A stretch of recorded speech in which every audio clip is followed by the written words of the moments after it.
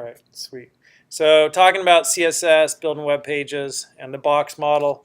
We looked at the box model, and the box model is that we have content. Can you guys see this? No, I'm standing in the way. We have content. You can see it? Cool. And then there's going to be a border, right? So that's the border. Border. And then between the content and the border is padding.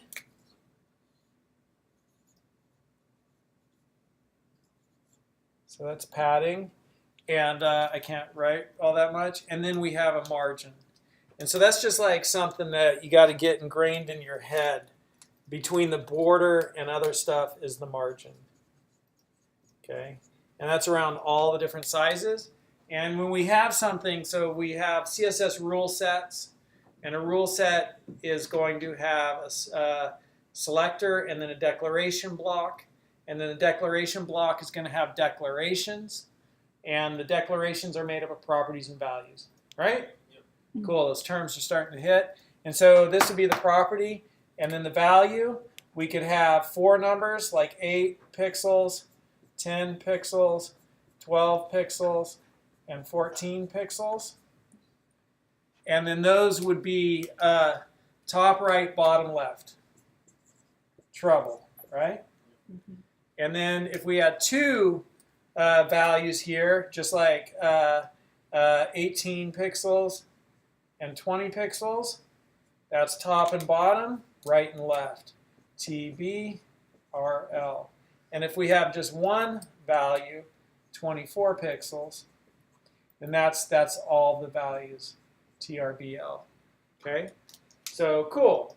And then the last thing we saw was box sizing border box. And so box sizing border box. Sometimes people have a hard time remembering and that's a property and a value. And so sometimes people have a hard time remembering, is it box sizing border box or is it border box box sizing? And what goes on the outside? The box. The box goes on the outside. So you put something in a box and you have a box on the outside. So it's box sizing border box. You hear how box, the word box is on the outside. Mm-hmm. Okay, so you just got to remember box is on the outside. And then box sizing, is it weird to see me here and there? Yeah.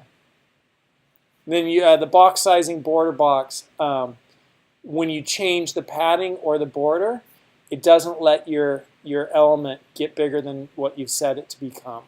So you could set your element for a certain size, it'll stay that size, and it'll just push in on the content. Give the content less room in the center, okay, as you increase padding or border. So that's what box sizing border box does. So that's where we left off. And we saw some examples of that in the code. Do you want to see those examples? Or do you feel pretty solid? You want to see them? Okay. So if you are looking through our course curriculum, which our course curriculum is in structure,